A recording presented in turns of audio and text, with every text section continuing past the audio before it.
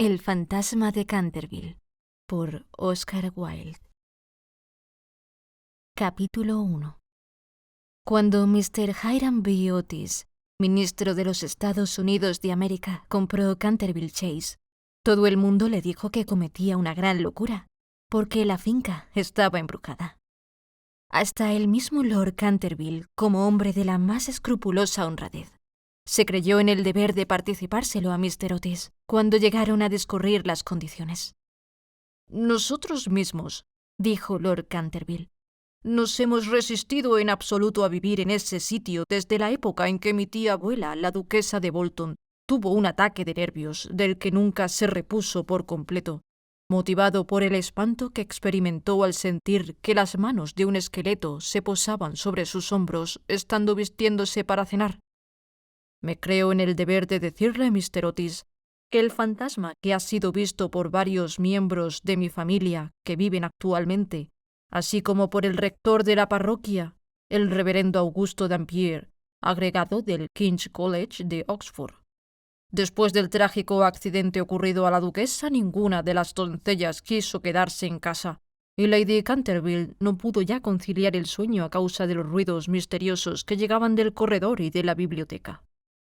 «Milord», respondió el ministro, «también me quedaré con los muebles y el fantasma bajo inventario.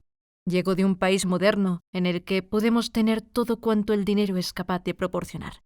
Y esos mozos nuestros, jóvenes y turbulentos, que recorren el viejo continente, escandalizándolo, que se llevan los mejores actores de ustedes y sus mejores primadonas.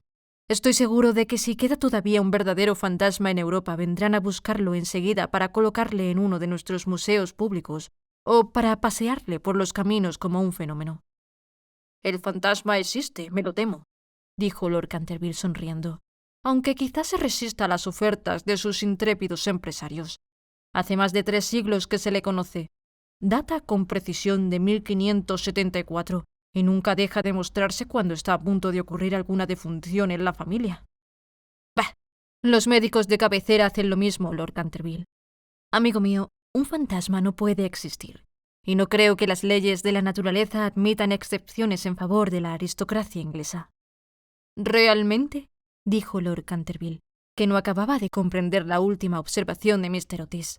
«Ustedes son muy sencillos en América. Ahora bien, si le gusta a usted tener un fantasma en casa, mejor que mejor. Acuérdese únicamente que yo le previne». Algunas semanas después se cerró el trato, y a fines de la estación el ministro y su familia emprendieron el viaje hacia Canterville Chase. La señora Otis, que con el nombre de Miss Lucrecia R. Tampan, de la calle West 53, había sido una célebre beldad de Nueva York, era todavía una mujer muy bella, de edad regular, con unos ojos hermosos y un perfil magnífico.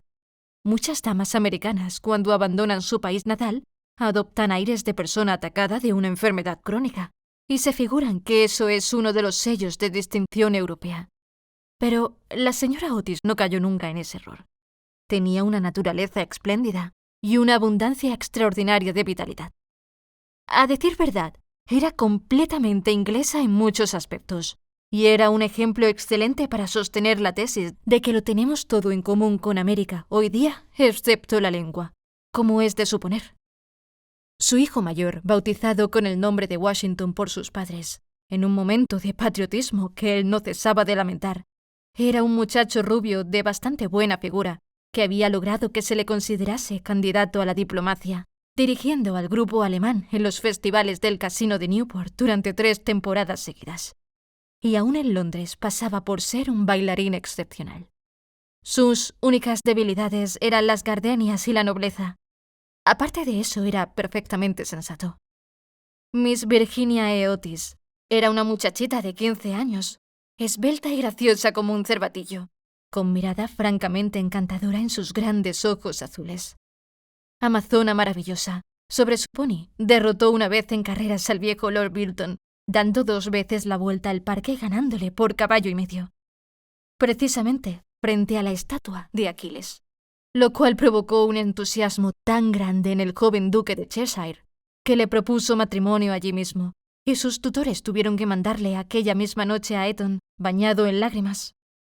Después de Virginia venían 2 gemelos, a quienes llamaban estrellas y rayas porque se les encontraba siempre juntos. Eran unos niños encantadores y, con el ministro, los únicos verdaderos republicanos de la familia.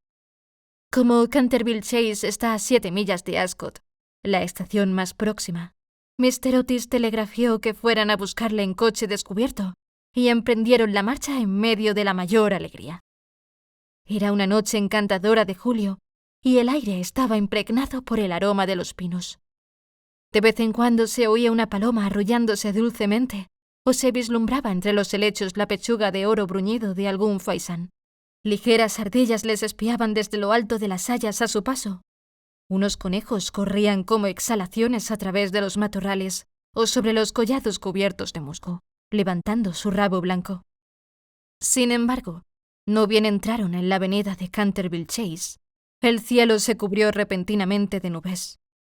Un extraño silencio pareció invadir toda la atmósfera. Una gran bandada de cornejas cruzó calladamente por encima de sus cabezas, y antes de que llegasen a la casa, ya habían caído algunas gotas de lluvia. En los escalones se hallaba para recibirles una anciana, pulcramente vestida de seda negra, con cofia y delantal blancos. Era la señora Umney, el ama de gobierno que la señora Otis, por vehementes requerimientos de Lady Canterville, accedió a conservar en su puesto. Hizo una profunda reverencia a cada uno de la familia cuando echaron pie a tierra y dijo con la singular cortesía de los buenos tiempos antiguos: «Les doy la bienvenida a Canterville Chase». La siguieron atravesando un hermoso hall de estilo Tudor hasta la biblioteca, largo salón espacioso con las paredes cubiertas por madera de roble oscuro que terminaba en un ancho ventanal de cristales. Estaba preparado el té.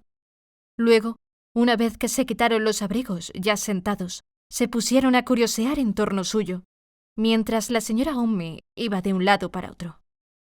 De pronto, la mirada de la señora Otis cayó sobre una mancha de un rojo oscuro que había sobre el pavimento, precisamente al lado de la chimenea, y sin darse cuenta de sus palabras, dijo a la señora Umney: «Creo que han vertido algo en ese sitio». «Sí, señora», contestó la señora Umney en voz baja. «En ese lugar se ha vertido sangre». «¡Qué horror!», exclamó la señora Otis. «No quiero manchas de sangre en un salón. Es preciso quitar eso inmediatamente».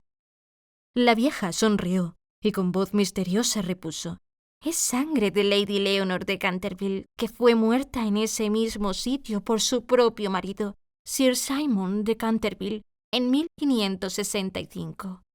Sir Simon la sobrevivió 9 años, desapareciendo de repente en circunstancias misteriosísimas. Su cuerpo no se encontró nunca, pero su alma culpable sigue embrujando la casa. La mancha de sangre ha sido muy admirada por los turistas y otras personas, y no puede quitarse». «Todo eso son tonterías», exclamó Washington Otis. «El producto quitamanchas, el limpiador incomparable campeón marca Pinkerton y el detergente Paragon harán desaparecer eso en un instante». Y sin dar tiempo a que el ama de gobierno, aterrada, pudiese intervenir, ya se había arrodillado y frotaba rápidamente el entarimado con una barrita de una sustancia parecida al cosmético negro. A los pocos instantes la mancha había desaparecido sin dejar rastro. «Ya sabía yo que el Pinkerton la borraría», exclamó en tono triunfal, paseando la mirada sobre su familia llena de admiración. Pero apenas había pronunciado aquellas palabras cuando un relámpago iluminó la estancia sombría y el retumbar del trueno levantó a todos, menos a la señora Umney, que se desmayó. «Qué clima más atroz», dijo tranquilamente el ministro encendiendo un largo veguero. «Creo que el país de los abuelos está tan lleno de gente que no hay buen tiempo bastante para todos. Siempre opiné que lo mejor que pueden hacer los ingleses es emigrar». «Querido Hiram», replicó la señora Otis, «¿qué podemos hacer con una mujer que se desmaya? Descontaremos eso de su salario. Así no se volverá a desmayar». En efecto, la señora Umney no tardó en volver en sí. Sin embargo, se veía que estaba conmovida hondamente, y con voz solemne advirtió a la señora Otis que algún contratiempo iba a ocurrir en la casa. «Señores, he visto con mis propios ojos unas cosas que pondrían los pelos de punta a un cristiano. y durante noches y noches no he podido pegar los ojos a causa de las cosas terribles que pasaban aquí. A pesar de lo cual, Mr. Otis y su esposa aseguraron a la buena mujer que no tenían miedo ninguno de los fantasmas. La vieja ama de llaves, después de haber impetrado la bendición de la providencia sobre sus nuevos amos y de discutir la posibilidad de un aumento de salario, se retiró a su habitación renqueando.